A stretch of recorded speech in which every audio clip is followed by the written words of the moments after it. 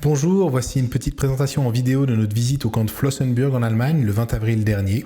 Flossenbürg, c'est donc un camp de concentration dans lequel a été déporté Jean Martinatto en mai 1944 et où il est mort en novembre 1944.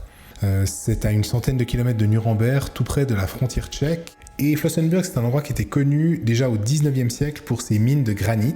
Ils allaient chercher du granit dans ces collines et c'est donc pour ça que les nazis y trouvaient un intérêt pour y établir un camp de concentration. Flossenbürg est rapidement devenu un camp de travail dans lequel les prisonniers étaient contraints d'aller extraire du granit pour permettre la construction des gigantesques bâtiments nazis dans toute l'Allemagne. Alors l'entrée de la visite se fait par ce grand bâtiment qui est en fait le bâtiment des SS, qui assurait la sécurité du camp, qui surveillait les prisonniers. Et puis on entre ces deux portes, à proprement parler, dans le camp réellement. Sur le pilier de gauche qu'on voit ici, il y avait un panneau où était écrit Arbeit macht frei. Et il y a cette grande esplanade d'abord, qui était le lieu où on faisait l'appel des prisonniers. C'est un appel qui pouvait durer des heures, les prisonniers restaient debout, dans le froid.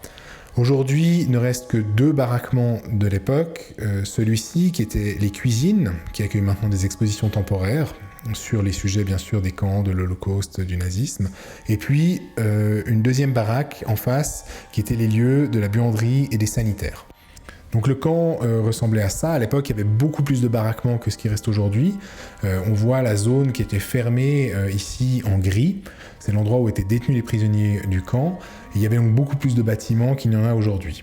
Alors, les camps de concentration de l'Allemagne nazie étaient organisés avec des camps principaux. Il y avait bien sûr Auschwitz, Buchenwald, qui sont deux camps par lesquels est passé Jean Martinatto. Il y avait aussi Dachau, Theresienstadt, Grossrosen, Mittelbau. Ces camps principaux avaient chacun plein de sous-camps annexes qui lui étaient reliés. Flossenbürg fait partie des camps principaux. Et il avait, ici on voit en jaune sur la carte, un certain nombre de camps annexes qui lui étaient rattachés. Dans un des baraquements, il y a une grande exposition qui montre beaucoup d'archives et qui montre notamment des morceaux de granit. Le camp a été construit en 1938, c'est devenu un camp de travail de granit à partir de 1940.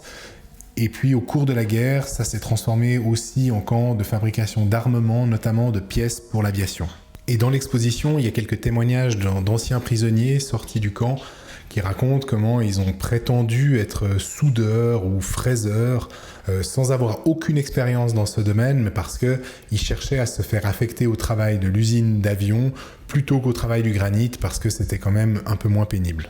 Donc on peut y voir des salles de désinfection et de change des détenus qui à leur arrivée étaient lavées ici pour éviter les poux, les maladies.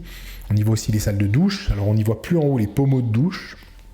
Les douches étaient aussi un lieu de maltraitance énorme où on frappait les prisonniers avec des matraques.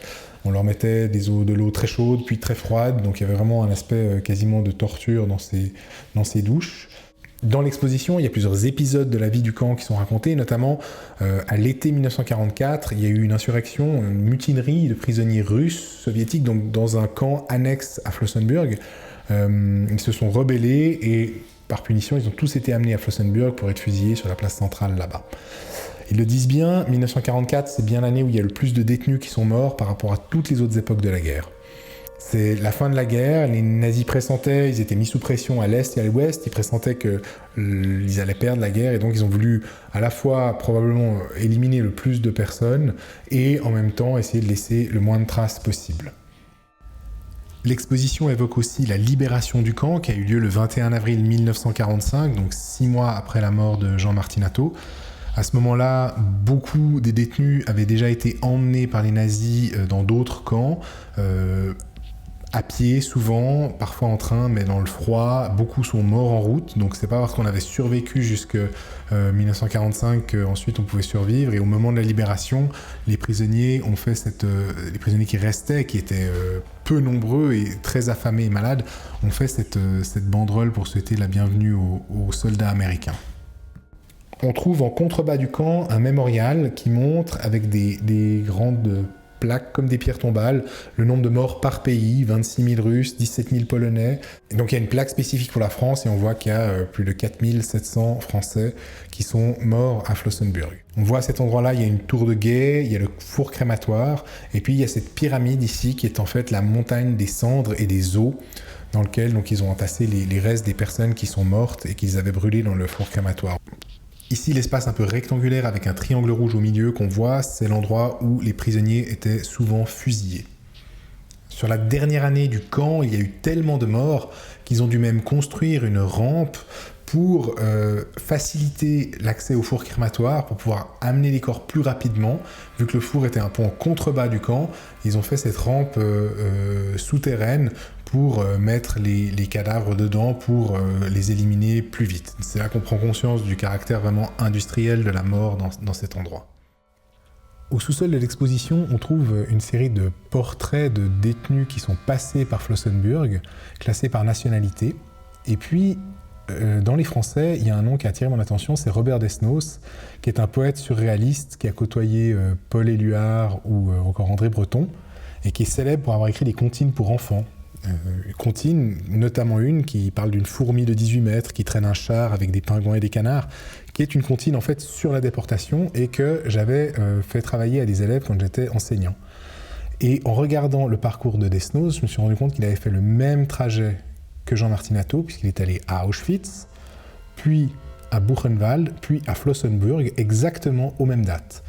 Et en fait, c'est qu'ils ont fait partie de ce qui s'appelle le convoi des tatoués. Des gens qui ont été envoyés à Auschwitz, probablement, on ne le sait pas, mais probablement par erreur. Sur place, les SS leur auraient dit « Oubliez ce que vous avez vu, c'est pas un bon exemple, on va vous envoyer dans un camp modèle qui est Buchenwald en Allemagne. » Et ensuite, certains d'entre eux sont passés par Flossenbürg, dont Robert Desnos et Jean Martinato.